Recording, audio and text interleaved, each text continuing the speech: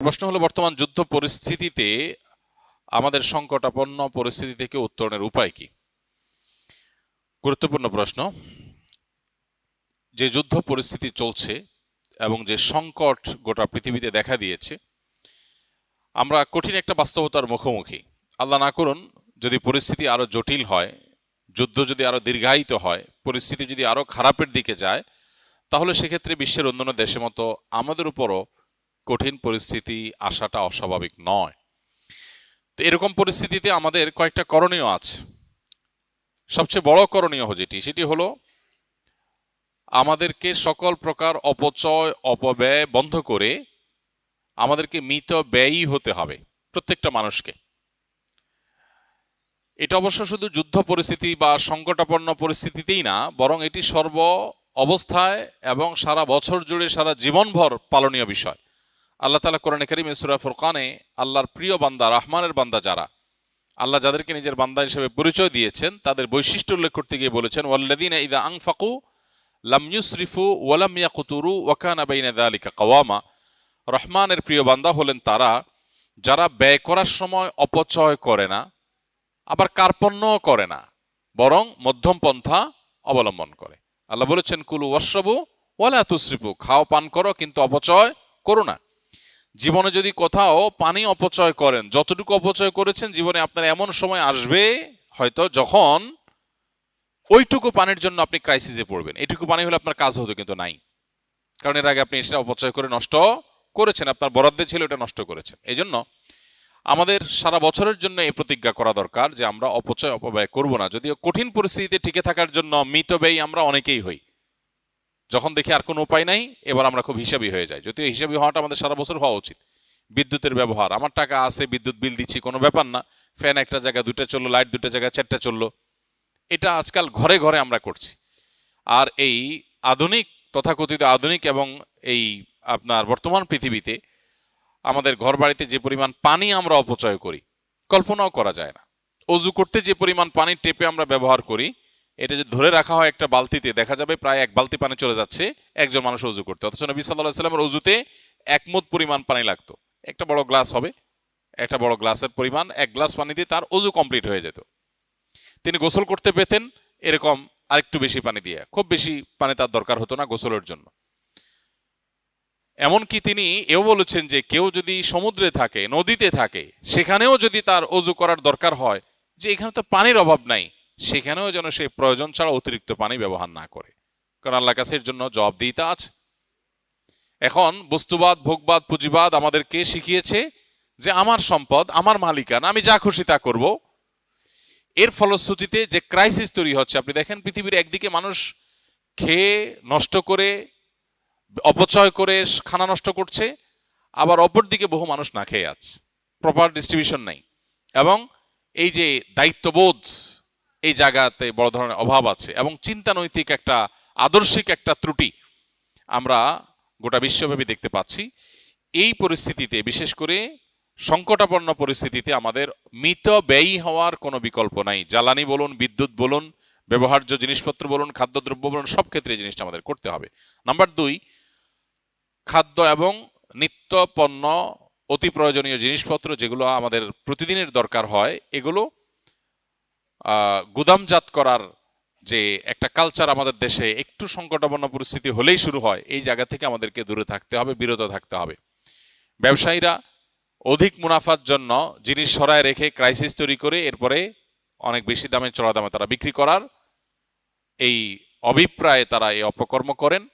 আবার যারা আমরা ভোক্তা আছি, আমার প্রয়োজনের চাইতে অনেক বিপুল পরিমাণ টাকা আছে দেখে গোটা দোকান কিনে আমি বাসায় এনে রেখে ফেললাম, আমি আমার ফ্যামিলি বাঁচলে হলেও গোটা পৃথিবী ধ্বংস হয়ে যায়, যাক।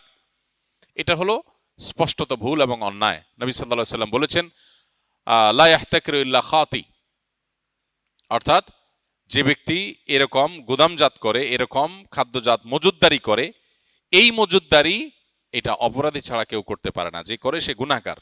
এজন্য এরকম মজুদদারি থেকে আমাদেরকে বিরত থাকতে হবে এবং আল্লাহর উপরে ভরসা করা শিখতে হবে। আল্লাহর উপরে ভরসা করা শিখতে হবে, তাহলে ইনশাআল্লাহ সংকটাপন্ন পরিস্থিতিতে আল্লাহ তাআলার রহমত বা অনুগ্রহ পাবো। আপনার জিনিস আপনাকে বাঁচাবে না, কয়দিন বাঁচবেন? অনেকে পেট্রোল এখন নিয়ে একত্র করছেন, জমা করছেন। আপনি পেট্রোল জমায় জমায় কতদিন জমাবেন? এরপর আর এই পেট্রোল যে আপনার নিজের বিপদের কারণ হবে না তার কোনো গ্যারান্টি আছে? আপনি একদিকে জমাচ্ছেন, অপরদিকে অনেকের অনেক আর্জেন্ট কাজ আছে, সে পেট্রোল পাচ্ছে না।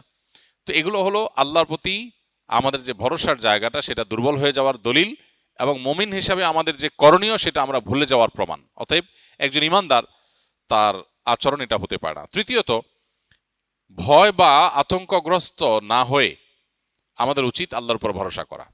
সকল অবস্থাতেই আল্লাহর উপর ভরসা থাকতে হবে। রিজিকের মালিক আল্লাহ রাব্বুল আলামিন, অতএব পূর্ণ আস্থা থাকতে হবে।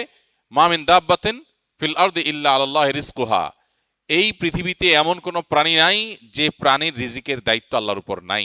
আল্লাহ যতটুকু বরাদ্দ রেখেছেন ততটুকু আসবেই, আর যে ভোগান্তি আল্লাহ লিখে রেখেছেন সে ভোগান্তি আমি মজুদদারি করেও ঠেকাতে পারবো না।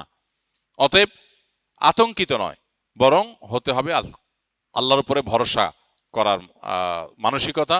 আল্লাহ বলেছেন ওমাইয়া তাওয়াক্কাল আল্লাহ ফাহুয়া হাসবু, যে ব্যক্তি আল্লাহর উপর ভরসা করে আল্লাহ তার জন্য কি হয়ে যান? যথেষ্ট হয়ে যান। ইমানদারের জন্য আল্লাহর উপর ভরসা এটা অনেক বড় একটা পাওয়ারফুল জিনিস, যে আল্লাহর উপর ভরসা করবে। অতএব আতঙ্কিত হওয়া যাবে না। আমাদের এই যে মজুদদারি, যত রকমের অসৎ উপায়, এগুলো মূলত আতঙ্কিত হওয়া থেকেই হয়। আতঙ্ক না হয়ে আল্লাহর উপর ভরসা করতে হবে। নাম্বার 4, দেশের প্রতিটা খালি জায়গা যেখানে চাষযোগ্য বা চাষ করা যায় সেখানে চাষাবাদ করা দরকার।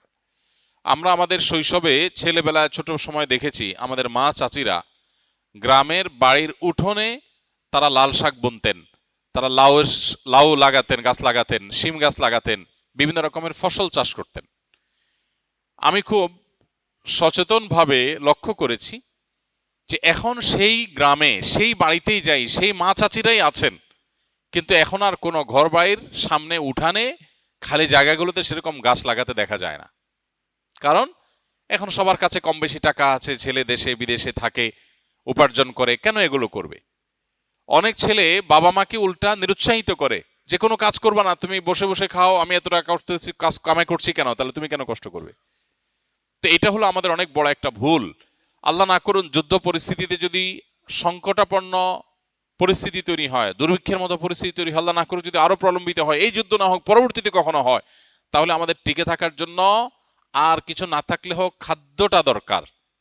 এই খাদ্যটার যোগান, আমরা এখন যে বিদেশি খাদ্যের উপর নির্ভরশীল, আমরা যে এখন বাহিরের যে ফুড এটার উপর নির্ভরশীল, এই নির্ভরশীলতা কমানোর জন্য আমাদের নিজেদের স্বয়ংসম্পূর্ণতা আনার জন্য প্রত্যেকটা মানুষকে তার আশপাশে চাষাবাদ করার অভ্যাস গড়ে তুলতে হবে। গ্রামে গঞ্জে এখন আর বাড়ির উঠোনে ঘরের আশেপাশে গাছ টাছ লাগাতে দেখা যায় না। আগে এমন চাল খুব কম পাওয়া যেত, এমন ঘর খুব কম পাওয়া যেত যে ঘরের চালে কোনো না কোনো গাছের লতা পাতা এটা নাই। আর এখন আপনি খুঁজে দেখেন 100-র ভিতরে 2-4টাও পাবেন না। এটা দুর্ভাগ্যজনক একটা পরিণতি আমাদের। আমরা পৃথিবীর এই ঝকঝকে আধুনিক বাস্তবতা এটা দেখে আমরা ভুলে গেছি যে আমাদের চাষাবাদ হলো আমাদের বেঁচে থাকার মূল মাধ্যম। আমরা অতিরিক্ত পশ্চিমাদের উপরে ডিপেন্ডেন্ট হয়ে গেছি। আমরা অনেকটাই আপনার আমদানি নির্ভর হয়ে গেছি। আমদানি নির্ভর, গম বন্ধ হয়ে গেলে আমাদের বেকারি বন্ধ হয়ে যাবে, আমাদের রুটি বন্ধ হয়ে যাবে, আমাদের খাবার বন্ধ হয়ে যাবে, শেষ। অতএব এই জায়গা থেকে প্রত্যেকটা মানুষ যদি আমরা সচেতন হই, শুধু এই পরিস্থিতি না, সব সময় চাষাবাদ করা একটা ইবাদত, একটা নেকামল। চাষাবাদ করা একটা নেকামল। আপনি সওয়াবের নিয়তে চাষাবাদ করবেন, সওয়াবের নিয়তে চাষাবাদ করবেন। এর আগে আমি বারবার বলেছি, আমরা চাষাবাদ করার চেষ্টা করি, ঢাকায় থেকেও চেষ্টা করি, আলহামদুলিল্লাহ, খেতে করার চেষ্টা করি, শুধু ছাদে না।